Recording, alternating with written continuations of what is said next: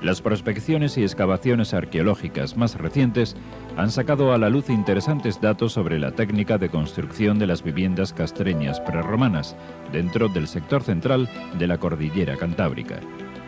En la localidad de Argüeso, muy cerca del nacimiento del río Ebro, un grupo de jóvenes investigadores y artesanos han recreado un poblado cántabro de la Edad del Hierro. Para ello, han aplicado algunas de las técnicas, dimensiones y materiales que utilizaban los primitivos pobladores cántabros, atendiendo a los estudios previos de los yacimientos arqueológicos.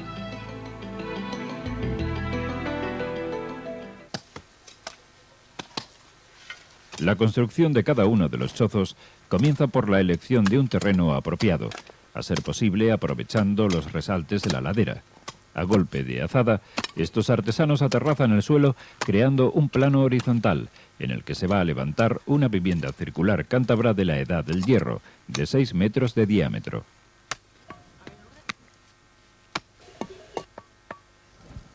Sobre la explanada del terreno, Ángel y sus compañeros marcan el perímetro de la choza, guiados por una estaca a la que se ha fijado una cuerda de 3 metros. Después, colocan una hilera de piedra sobre la circunferencia para conservar el trazado. El vano de la puerta, que es la única abertura al exterior, se orientará hacia el sol de mediodía para que sus rayos penetren hasta el fondo de la cabaña en la época invernal. Cada 35 centímetros, Marian y Guillermo clavan unas estacas de referencia en el lugar en que se fijarán los postes para el trenzado de la pared. Tanto las dimensiones como la orientación y los materiales a utilizar se aplicarán en esta nueva construcción como los estudios sobre las excavaciones de este tipo de poblados que ha realizado Ángel Ocejo.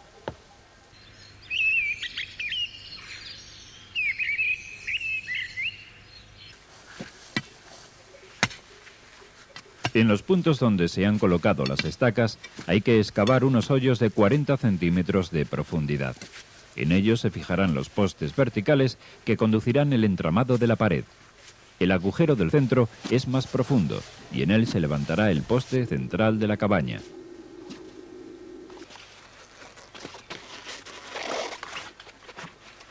En las excavaciones de los poblados cántabros se han hallado, además de restos de las chozas circulares utilizadas para vivienda, vestigios de construcciones de planta cuadrada, elevadas sobre zócalos de piedras, correspondientes a las casas de un momento posterior, más cercano a la época de sus guerras contra los romanos.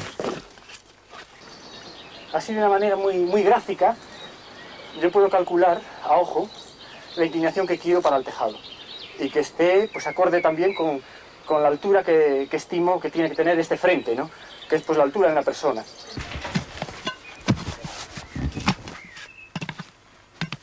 Ángel excava el agujero en el que fijará el poste central de una construcción de planta rectangular, con tejado a una vertiente, que los cántabros utilizaban para cobertizo del ganado.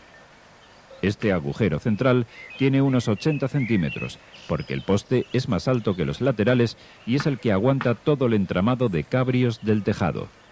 Aquí, como se trata de hacer una recreación arqueológica, pues la madera no se trata. El único tratamiento que nos permitimos, que sería pues, un tratamiento lógico, es simplemente quemar las puntas, los extremos que van a ir embutidos en la tierra, porque al quemarlo la ceniza tapa los poros y suponemos que absorberá menos la humedad. En una pequeña hoguera encendida en el propio lugar de trabajo, Ángel va a quemar ligeramente la punta del tronco central de madera de roble y las de los postes que formarán la pared. Hay que girar de vez en cuando el poste para evitar que se queme totalmente. Se trata solo de que adquiera una superficie uniformemente quemada y hasta la altura que va a ir embutida en la tierra. Ángel controla el punto exacto de quema de la punta del madero para no debilitarla por un exceso de fuego.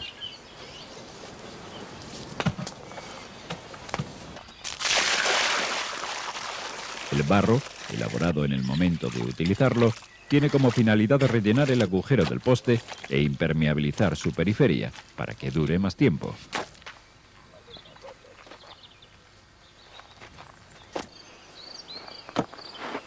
Tanto el poste central como los laterales, además del barro, irán acuñados con piedras para que asienten bien en el suelo, manteniendo su verticalidad.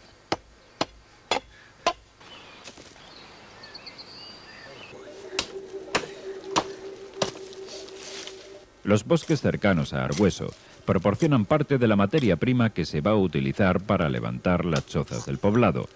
A partir de la segunda quincena de noviembre, con la luna menguando, lo que provoca menor savia en los avellanos y por tanto mejor madera, Guillermo ha acudido al bosque con el hacha y el tajamatos para proveerse de este tipo de vegetación.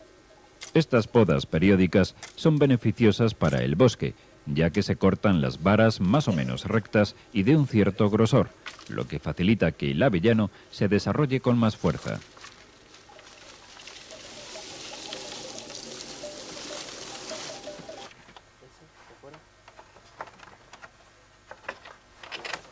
La choza circular está bastante adelantada. Su pared se ha elaborado con varas de avellano tiernas tejidas entre los postes de roble a modo de una gran cesta circular. Esta técnica ha sido bastante utilizada en este tipo de cerramientos y consiste en trenzar las varas, alternadas de 2 en 2 entre el círculo de postes, hasta levantar una pared de altura uniforme aproximada a la del hombre. Además del trenzado en hiladas, las varas deben llevar un ligero tirabuzón entre ellas, lo que da mayor consistencia y tensión al entramado.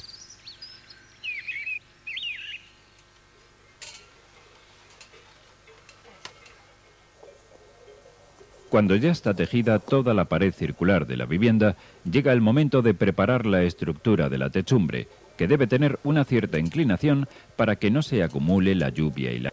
Los cabrios largos son unos maderos de roble que unirán la punta del poste central con los maderos laterales alternativamente.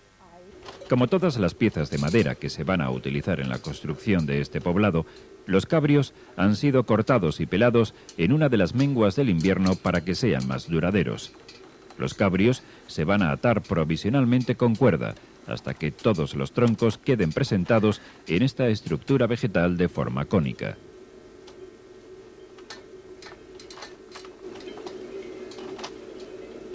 Ángel y Lourdes tejen el anillo central con varas de avellano, lo que dará mayor consistencia al entramado del tejado. Ahora estamos poniendo la primera corona del tejado. Estas coronas horizontales tienen la misión de sujetar las vigas radiales del tejado, para que no se comben hacia adentro. Y además se crea una estructura reticulada, una especie de malla, sobre la que después se va a trabar el tejado vegetal. Para este trabajo hace falta fuerza y habilidad, pues las varas que van a formar la corona deben ser gruesas y resistentes para soportar la cubierta del tejado. A ver si me cae. Mira, estupendo.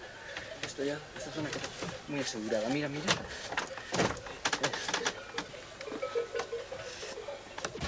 Ahora lo que colocamos es las vigas más cortas, intermedias entre las largas, y simplemente se presentan con unas cuerdas, unas tiras de cuero, pero la sujeción definitiva a todas estas vigas se la va a dar el trenzado sucesivo hacia arriba y hacia abajo de muchas coronas concéntricas.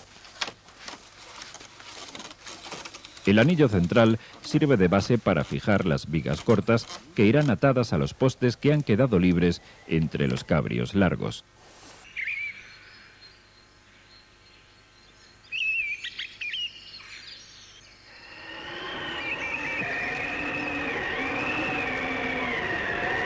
Las lluvias otoñales y las primeras nieves han retrasado el trabajo. No obstante, estos constructores tradicionales continúan tejiendo coronas en diferentes escalas del tejado. Además de sujetar toda la estructura y de servir de escalera, estas coronas harán de soporte para toda la materia vegetal que se utilizará en la cobertura de la techumbre.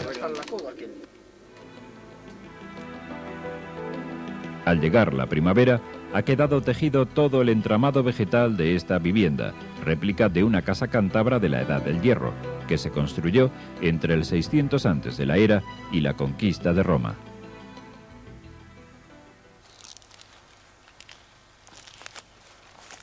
Ángel y Marian preparan las cuerdas vegetales o velortos con las que sustituirán los atados provisionales. Para ello, utilizan varas de avellano, aunque también pueden ser de salcera, retorciéndolas hasta que la fibra se tronza y quedan flexibles.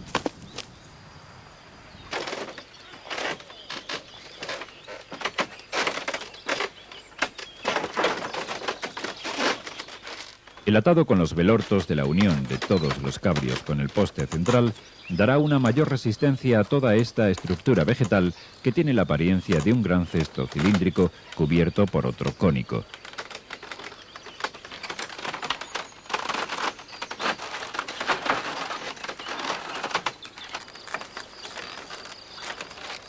En las excavaciones de los antiguos poblados cántabros de casas de planta circular no se han encontrado clavos, lo que hace suponer que las ataduras se realizaban con cuero o con varas de avellano. Ángel y Lourdes cambian por velortos todas las ataduras provisionales de la unión de la estructura cónica con la cilíndrica. Este material garantizará una resistencia mayor para soportar el peso del tejado, el empuje del viento y la sobrecarga de la nieve en el invierno.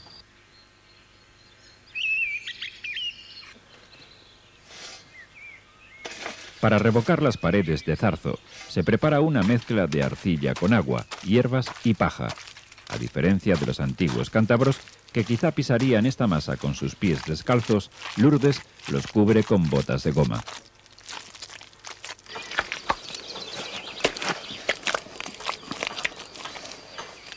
El revoco de las paredes hay que hacerlo de abajo hacia arriba, cogiendo pequeños fragmentos del muro de unas dimensiones que permitan trabajar con el barro tierno. Pues se trata de esta mezcla de barro, agua y arcilla que penetre entre los avellanos y bueno, para ello pues hay que meterla hasta que se vea que queda completamente pues lleno, que no te entra ya más, y a la vez ir alisando la pared. Y dejando como si fuese una pared de una casa, que intentamos que quede lisa. Antes de que la capa de barro aplicada por el exterior se seque, Marian recubre el interior para que se adhiera la masa pastosa entre los huecos de las varas de avellano, formando al secarse un sólido muro. Bueno, estas paredes de barro al secar quedan, bueno, durísimas. No tiende un poquitín, al perder el agua al barro, pues a agrietarse.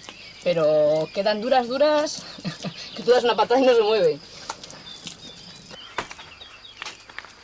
Esta técnica de construcción de paredes se utilizaba hasta hace algunas décadas para el tabicado interior de las viviendas rurales de Cantabria. Terminar el revoco de toda la pared ha llevado bastantes días de trabajo, pues la superficie es amplia y hay que trabajarla por pequeños fragmentos, exterior e interiormente, aprovechando la humedad del barro. Una vez que está revocada toda la pared, la arcilla se resquebraja por la pérdida de humedad y hay que darle otra capa de barro para cubrir las grietas. Un rincón del interior de la cabaña está ocupado por un banco corrido levantado con la técnica de piedra seca recubierta de arcilla.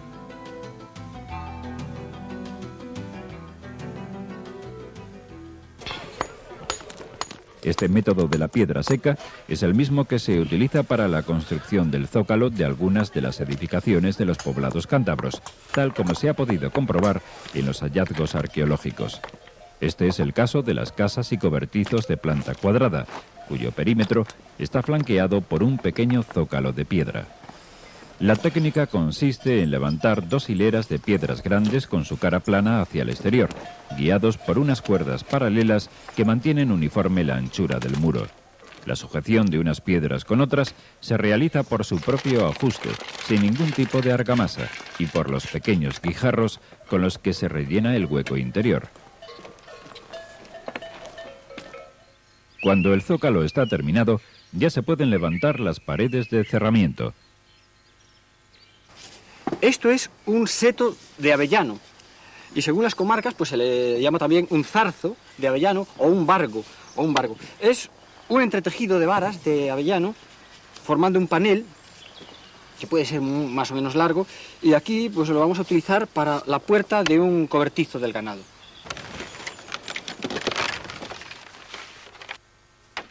Estos setos, fabricados con varas de avellano, además de utilizarse como puerta para cobertizos y viviendas, en este último caso forrados con una piel, tienen diferentes aplicaciones. Colocado encima del hogar, servirá para proteger la techumbre de las chispas del fuego.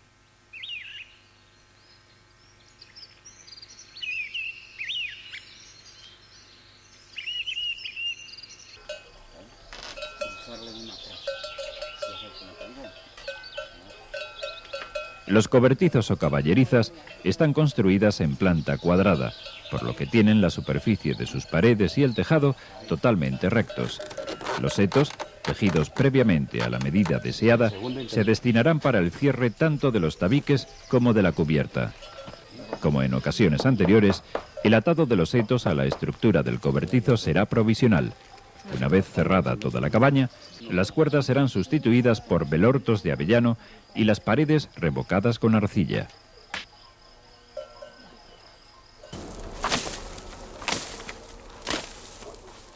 En el entorno del poblado, Ángel recolecta la escoba en verde que necesitará para cubrir los tejados de las chozas destinadas a caballerizas.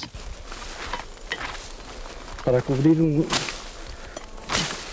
una techumbre de materias vegetales, pues hay que hacer un acopio muy grande de brezos, de escobas o de paja de cereales. Para esta tarea, utiliza, al igual que los antepasados cántabros, una podadera u hocejo. Sí, ya en la edad del hierro y en la edad del bronce hay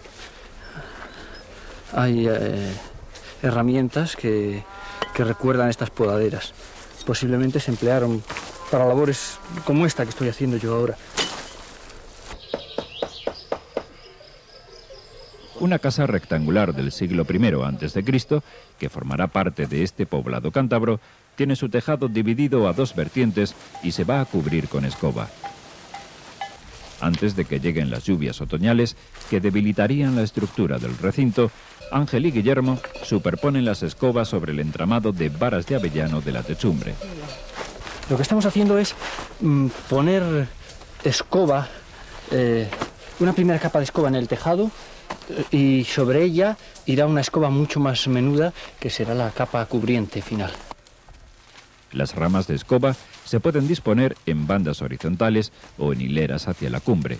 En este último caso, se colocan como si se tratara de las escamas de un pez, tratando de que unas pisen sobre las otras. Cuando llega el otoño, estos artesanos añadirán una segunda capa de escoba por encima para aumentar la cobertura del tejado.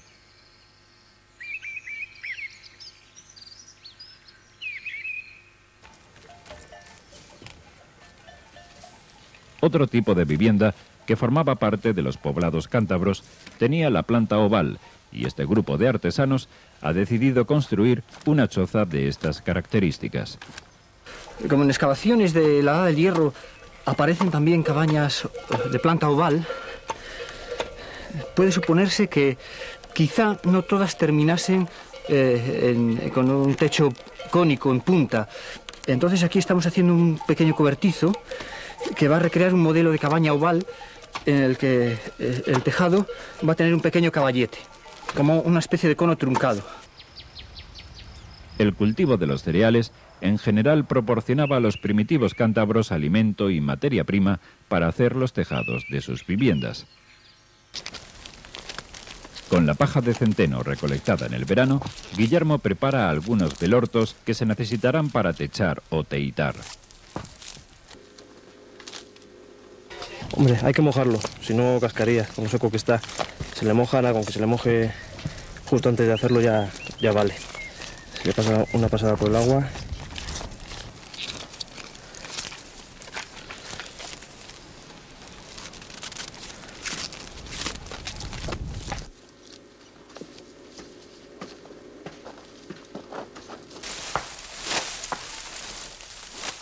Lourdes y Marian se encargan de preparar la paja, golpeándola contra unas tablas en el suelo, para quitarle los tallos más cortos y los granos que todavía quedan. Las semillas del cereal son un manjar muy apreciado por los pájaros y sobre todo los ratones del campo. En su búsqueda por el tejado, estropearían la techumbre formando agujeros por los que pasaría el agua.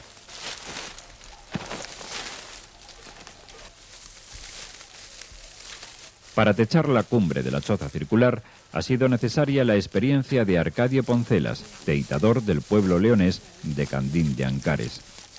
Arcadio, que aprendió este trabajo a los 13 años, inicia la cobertura del tejado preparando la corra, un remate cilíndrico de centeno que, colocado en el borde del alero, servirá para levantar la paja y que el tejado quede menos pendiente al final de su caída.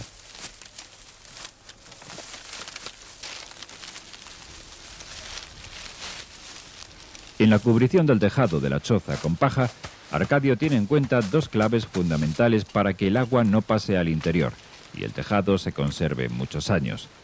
Mantener un grueso de paja uniforme de unos 30 centímetros en toda la superficie cubierta y que los extremos más gruesos queden hacia el exterior, formando la inclinación del tejado. Partiendo de la corra del alero, Arcadio va atando ordenadamente los fajos de paja sobre el entramado de cabrios y coronas de avellano. Esta aplicación se realiza de abajo hacia arriba. A medida que va atando los fajos o andadas de paja con los velortos de centeno, Arcadio repasa las puntas con la paleta de madera, que tiene una de sus caras rematada con pequeñas muescas para facilitar esta tarea.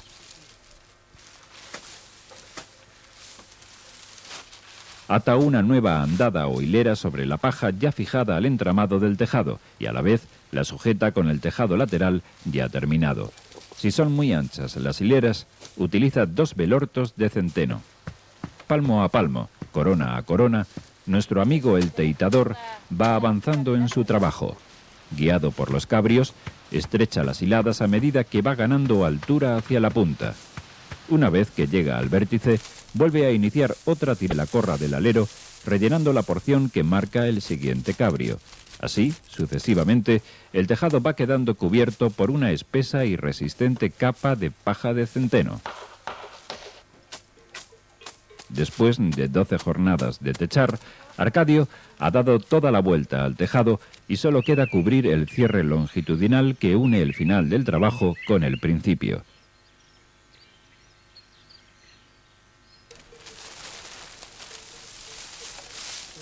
El cierre final es el más difícil de colocar. El teitador debe impedir desde la base del alero que quede cualquier hueco que facilite la entrada de agua. Estas filtraciones podrían deteriorar la espesa capa de paja, cuya duración normal puede ser de varias décadas. De 30 a 40 años, por lo poco. Ahora eso de arriba no, eso puede durar 6, 8 años, pero quiere nada más eso. Que eso hay que renovarlo porque hay son media docena de cuernos lo que puede llevar eso. Al caer la tarde, Arcadio quiere dejar terminado el cierre total del tejado, de tal modo que toda la paja quede igualada para que el agua resbale por esta superficie inclinada. Igualando esto, la cerradura para que quede todo igual, que no se note por donde fue cerrado. Nada más falta la corra y el caperucho, es el que falta ahí arriba. Cuando ya tiene cubierto todo el tejado, pendiente únicamente del cierre del vértice, Arcadio prepara el caperucho final para que el agua escurra y no entre en la choza.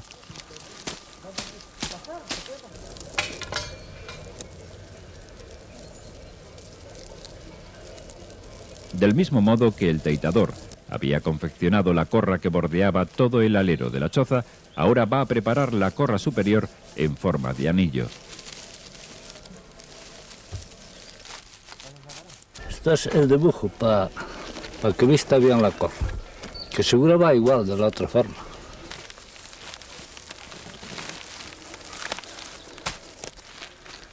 Además de su función práctica como fijación y cierre de la punta del tejado, Arcadio dará a la corra un toque estético, trenzando una serie de nudos a modo de caracoles. Una vez terminado este enorme anillo de paja de centeno, Arcadio ya tiene preparadas todas las piezas que necesita para el cierre definitivo del techo. Pues ahora hay que poner un caperucho allí de paja y después esto por arriba para que quede cogido todo el de arriba. En el remate final de la choza, Arcadio extiende el caperucho de cierre cubriendo toda la terminación de la paja. Pues hay que ponerlo encima de donde termina el teito, para el asunto de que los milortos que están por abajo, para que queden libres del agua. Por la disposición de las pajas del caperucho, el agua de la lluvia no quedará retenida en el vértice y se deslizará por la superficie inclinada del tejado.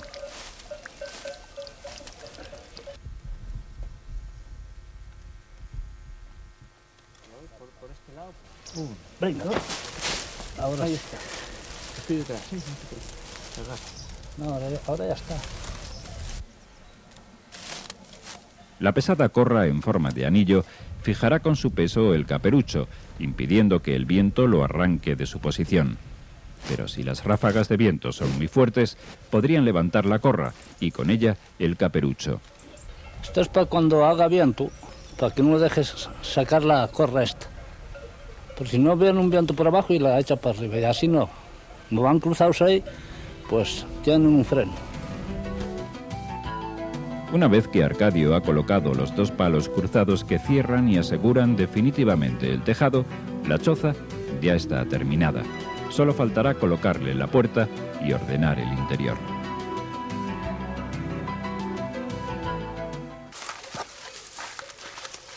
Normalmente, cada otoño hay que retechar el tejado de escoba, sobre todo en la parte que da al norte, que es la más castigada, con el fin de evitar las posibles goteras que se producen al deteriorarse la materia vegetal.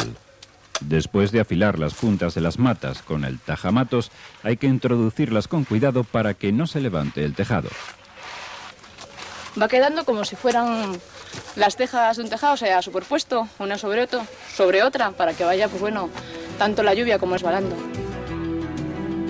A pesar de la capacidad aislante de la paja, en estas húmedas tierras del Cantábrico, cada cierto tiempo hay que repasar el tejado, sobre todo a la entrada del otoño. Se le hace periódicamente un poquitín y procurando siempre que quede el corte del alero un poco metido hacia adentro, sesgado así hacia adentro. Para las lluvias y tal, que vayan gastando siempre la punta, pero que no elimine todo el grosor del tejado. Guillermo utiliza la paleta de madera ligera, con agujeros y muescas, para trabar la paja.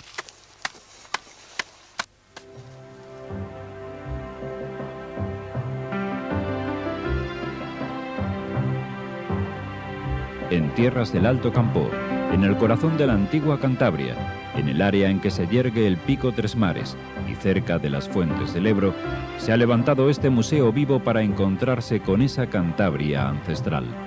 Allí se ha recreado todo un poblado cántabro a tamaño real, con sus viviendas, sus enseres, sus cultivos y animales, para hacernos comprender cómo era la vida cotidiana en un poblado cántabro de la Edad del Hierro.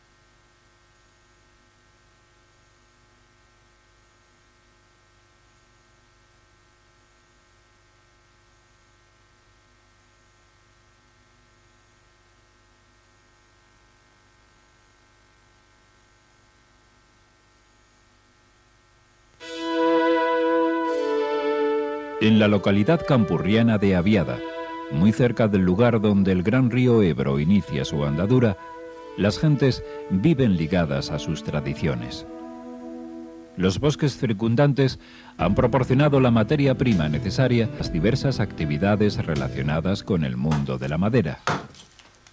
Ignacio Morante es un experto artesano que a los 16 años se inició en la fabricación de albarcas o almadreñas y ha continuado hasta los 74.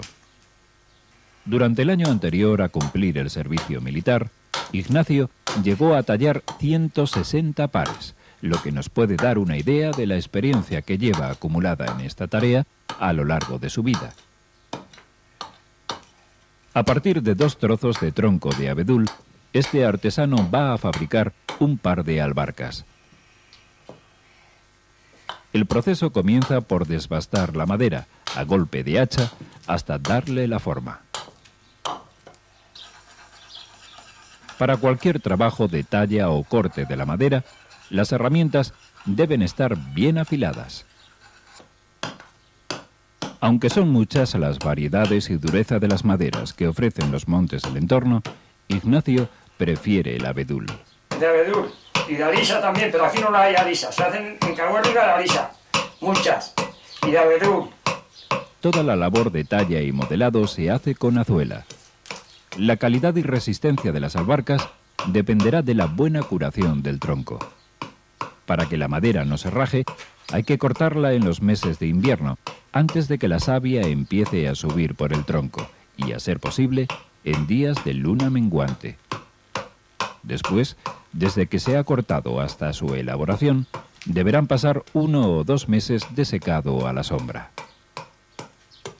Cuando ya tiene modelada la forma exterior, Ignacio debe vaciar la albarca en la parte que alojará al pie, picando la madera con el peto de la azuela. Esta tarea requiere mucho cuidado, pues cualquier error en los golpes podría echar a perder todo el trabajo realizado. Oracar las albarcas consiste en hacerles la casa. Fijada la pieza de madera en una falsa ventana, con el barreno Ignacio agujerea el interior de la punta de la albarca. En este vaciado debe prestar mucha atención, pues corre el riesgo de pasarse en el raspado de la pared. Pero a pesar de ello, hay para que el pie entre lo más ajustado posible. Es que tiene que entrar adentro, pero la vamos a dejar un poco porque como no te da el número que vamos a hacer, debe hacer un número cualquiera, pues la dejemos un poco más corta, así estamos más descuidados para hacerla, ¿no? Manteniendo con un palo la medida deseada, nuestro amigo el albarquero vacía madera del interior hasta que considera que tiene las dimensiones apropiadas. Lo último lo que más cuesta. Y ya la vamos a dejar ahí, ¿eh? Porque es que tengo que quitar aquí, que tiene mucho aquí. Le tengo que quitar con la alegra y con la azuela aquí un poco y ya se cuela la esta de adentro. Y así andamos bien limpiadas por dentro. Claro. Hacer casa, que se llama. La forma curvada del corte de la alegra se adapta perfectamente a la tarea de repasar las asperezas de la superficie interior de la casa.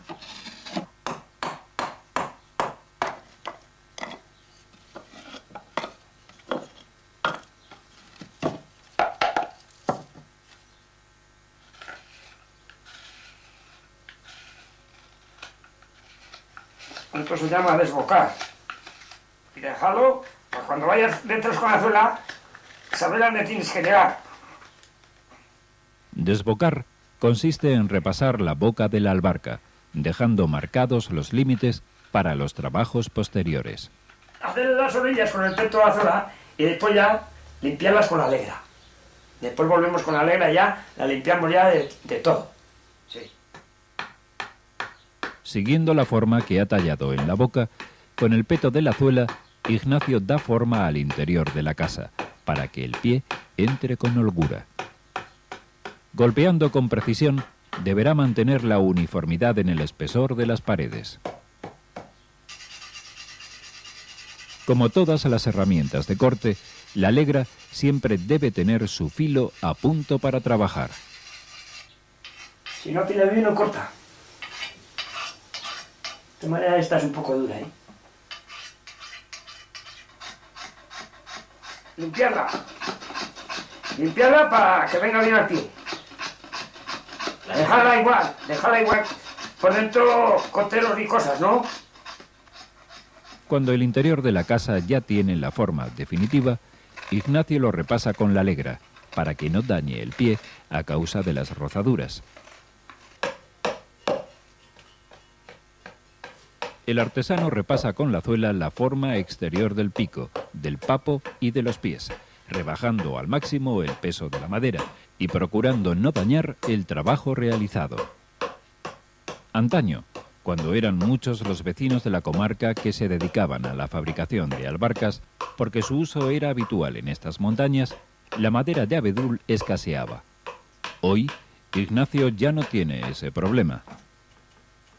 Ahora no, antes sí, porque se hacían muchas y no hay tanto monte de abedul, hay en las cabeceras de los montes, sí, pero no hay tanto. Ahora le queda cortas un par de todas las parcelas. Además de la forma de la albarca, su decoración será la seña de identidad del artesano que la ha fabricado. Ignacio prepara en el pico la base para el dibujo. Hablando ya con el cuchillo para rascarlas y pintarlas. Ya voy terminando. La talla de la forma de la albarca ha llegado a su final y ahora solo queda repasar la superficie con la cuchilla.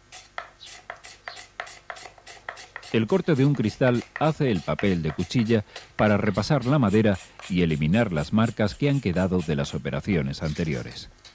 Cuanto más fino es el cristal, mejor corte tiene. No tiene que ser gordo, tiene que ser cuanto más delgado mejor corta. Si es gordo no corta.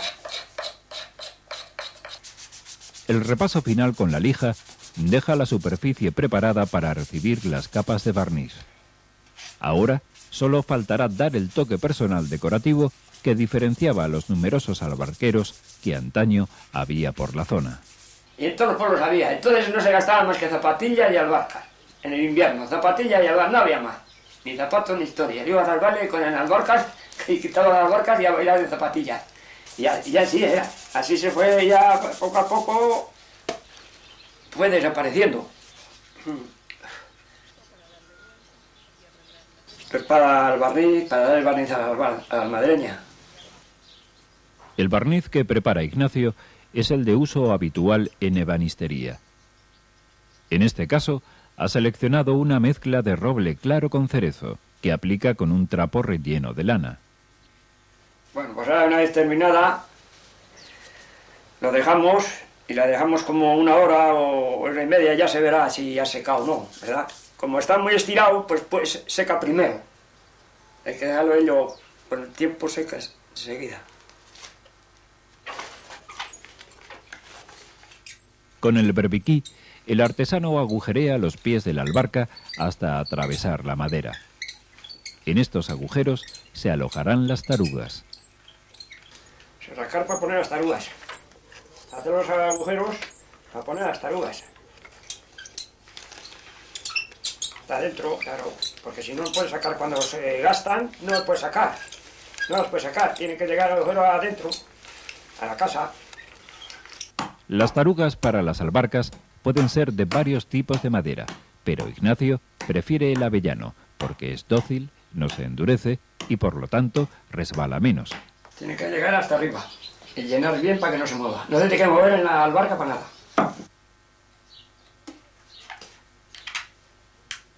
Una vez introducidas las tarugas en los agujeros, las repasa con la zuela hasta dejarlas igualadas entre sí, formando una prolongación de los pies de la albarca. La posibilidad de sustituir las tarugas gastadas garantiza una mayor duración de las albarcas.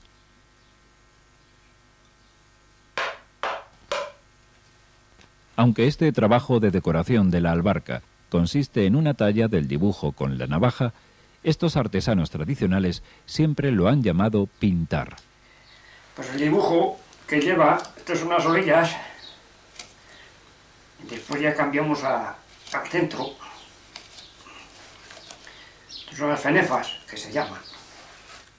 Esto una vez que se seque el barniz, para no mancharse las manos y eso, porque eso se pega mucho, pues se deja secar 2 horas, depende, hay veces que seca primero que otras. Y después ya las marcas y las pintas. Tratándose de una actividad artesanal, cada par de albarcas que nuestro amigo Ignacio talla tienen diferente dibujo. Aquí no se puede borrar. El buen pulso y unos sencillos conocimientos de dibujo contribuyen al embellecimiento final del trabajo. En la actualidad, el uso habitual de las albarcas o almadreñas como calcero para aislar los pies de la humedad del terreno es menos frecuente que antaño, porque la población rural está en declive.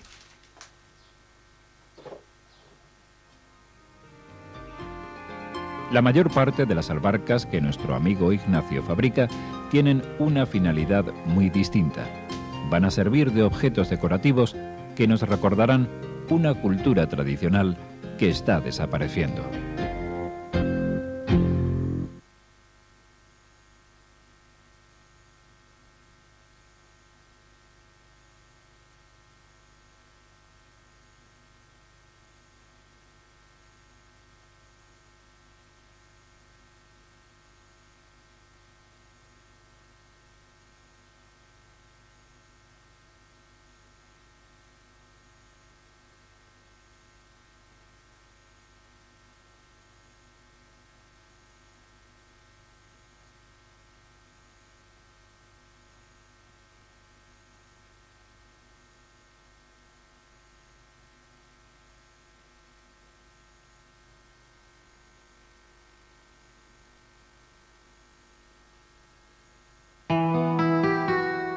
Sonvalle es una pequeña localidad cántabra, situada a orillas del barranco de la cueva de Junto Urbán, en la cuenca del río Besaya.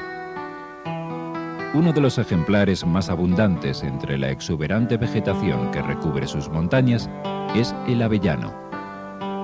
De él se obtiene, entre otros productos, la materia prima para la elaboración de una cestería tradicional propia de estas montañas.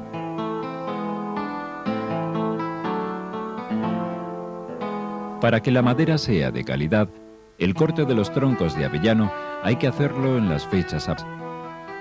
Pues el avellano lo más normal es en el otoño y en el invierno, de septiembre más o menos a febrero, hasta que empieza a subir la savia, hasta que muera la savia.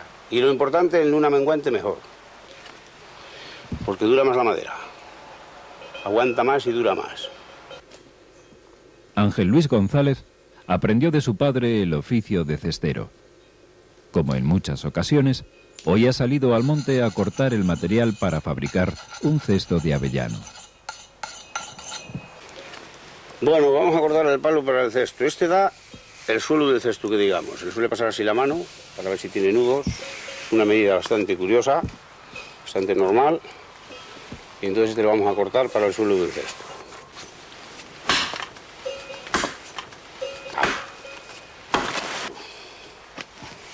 Esto lo medimos en monte por cuartas. El de 14 tiene que tener 4 cuartas. Las medimos así, con la palma de la mano. 1, 2, 3, no llega de 14, de tercia. Y 4 dedos. Para cesto de tercia. Bueno, pues este es el sacoloño, que es para alrededor del cesto, que es la tejedura. Hemos cortado el suelo y este ahora la tejedura.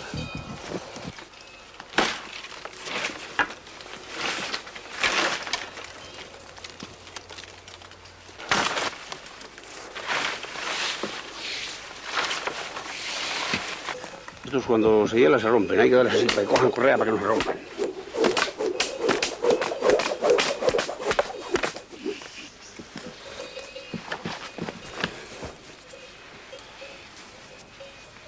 Para llevar hasta su casa los palos que ha cortado, Ángel prepara unos velortos, retorciendo las varas finas hasta que cojan flexibilidad.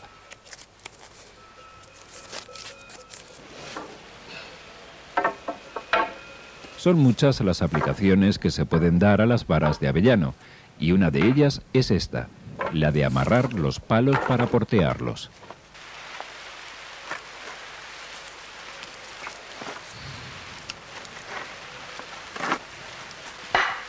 Pues esto, al meterle al medio, para que los otros abran, aprieten los velortos y no se suelte, no se salgan. Ángel, el cestero, ha de apurar el corte de la materia prima para no cargar con un peso extra.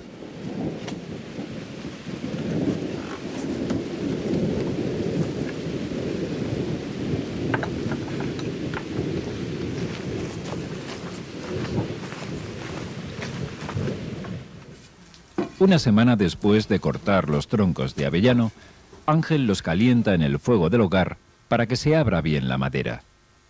Antaño, los cesteros de Somballe calentaban la madera aprovechando el calor del horno una vez que el pan estaba cocido. Cuando la corteza sale así ya, es que el palo ya está caliente. Porque tampoco se le puede pasar porque si se quema no vale. Dando unos cortes con la navaja a la corteza del palo, Ángel sabe cuándo está dispuesto para abrirlo.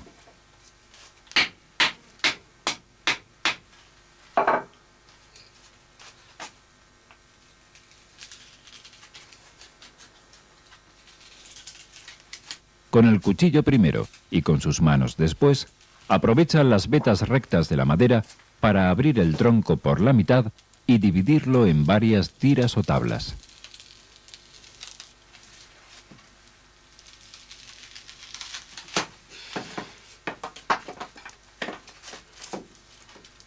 Pues ahora mismo en 8, pero después 16 o 18. Un oficio que si no hay dentadura no se puede hacer.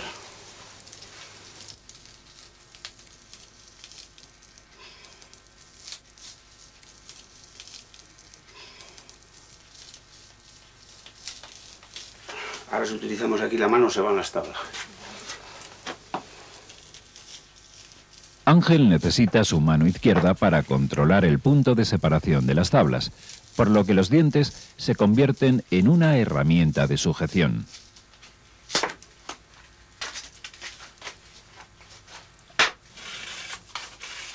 Ahora le pelamos y le hacemos... De estas 8 tablas van a salir 16.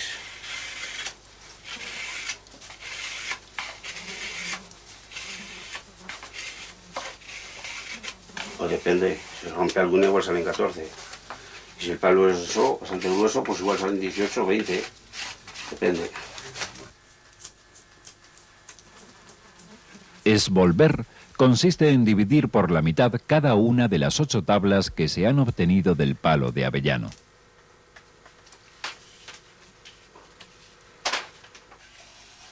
Esta del corazón no se puede, porque si esta la hacemos 2, todo lo que es el corazón se abre.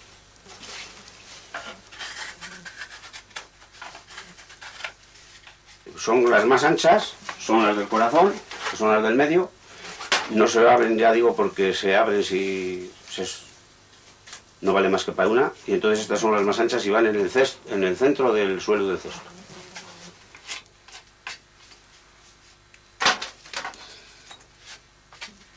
Bueno, pues ahora cogemos el palo, empezando por las tablas del corazón, una con otra.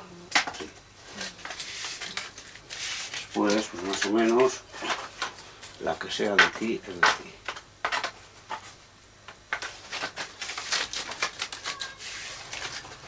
Esta es de aquí.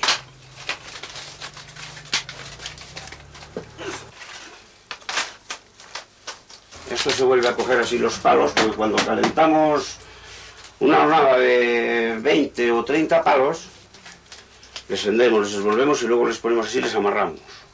Y después se pueden dejar y le harás cuando quieras y se hacen cuando quieras.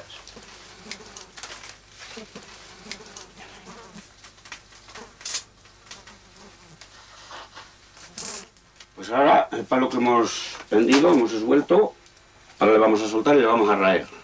Para que después estén las tablas ya raídas, ya se puede hacer el suelo del cesto y ya se puede empezar a hacer.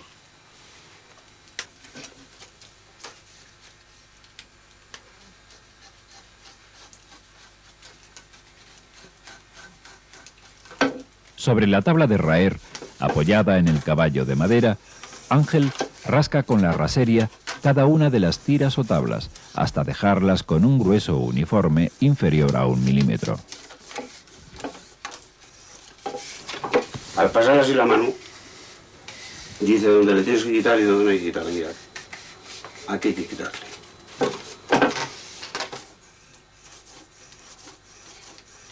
Rebaja el grueso, nuestro amigo el cestero escota las tablas por sus lados para dejarlas a la misma anchura.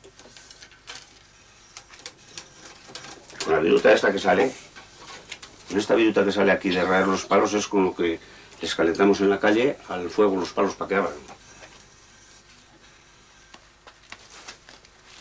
Y entonces esta es para estas más finas de todo ya.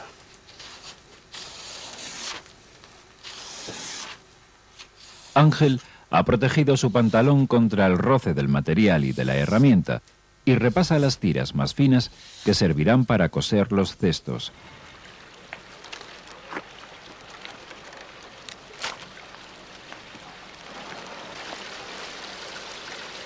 Esto para que hinche la madera y esté húmeda, que se trabaja mejor. Antes de tejer las tablas o tiras de madera, previamente, hay que humedecerlas en el agua durante unos minutos para que recobren su flexibilidad. Jesús, el padre de Ángel, conoce a fondo su oficio. Para armar el culo del cesto, Jesús comienza por trenzar las tiras más anchas y a medida que vaya avanzando en el proceso, utilizará las más estrechas. Es así como lo enseñó su padre en la infancia. Pues dejar de estudiar el colegio y hacer esto, aprender a hacer esto. Con mi padre y un hermano mayor que yo. Los cestos de avellano se destinaban normalmente a las labores agrícolas y sus medidas dependían del uso al que fueran destinados. Así pues, los más pequeños servían para recoger las fresas. Luego se fabricaban los de cuarta, de tercia, de tres cuartas, de sembrar.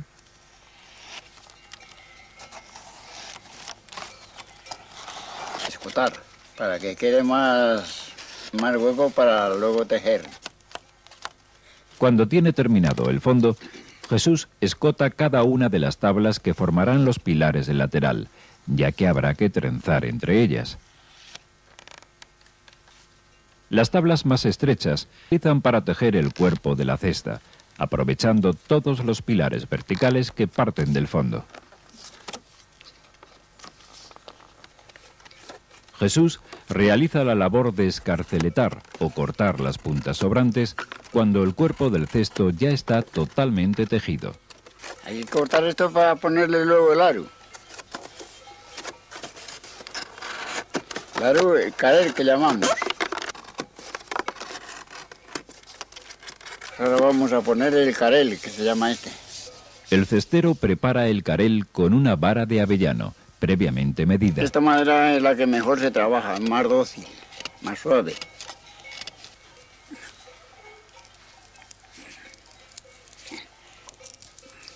Con un corte previo en uno de sus extremos y una ligera presión en su rodilla, Jesús abre la vara en dos mitades iguales.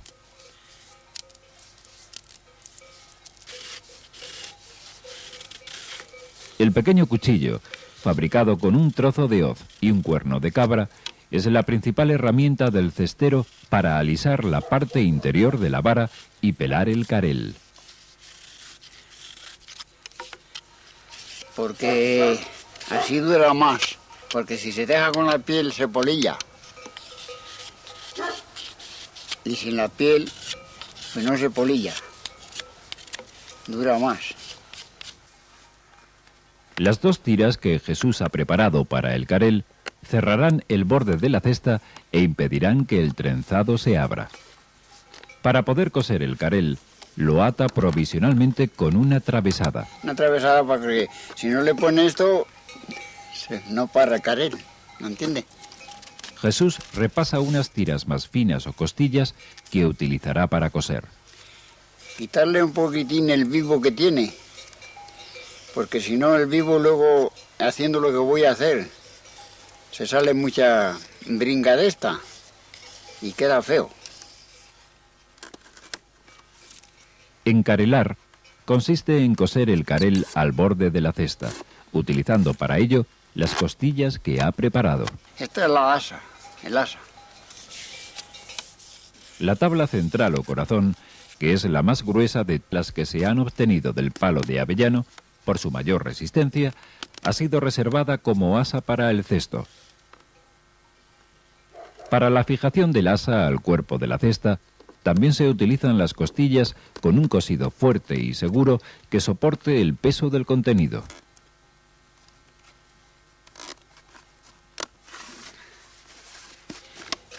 Bueno, terminado. La cesta ya está terminada. Antaño, los trabajos de estos cesteros de Somballe se cambiaban por trigo, maíz u otros productos, unas veces en su comarca y otras fuera de ella. Cuando iban a Castilla, caminaban 3 o 4 jornadas para ofrecerlos por el camino y regresar a casa con algunas monedas o con artículos de primera necesidad que ellos no producían. Pues se iba con el carro para tierra de Castilla, con el carro de vacas, y se iba de pueblo en pueblo vendiéndolos, y se llegaba pues hasta Burgos. Y en Burgos pues ya, si se había terminado, pues dábamos la vuelta para casa. Y si no, pues allí se dejaba en tiendas ya lo que quedaba para volver a casa.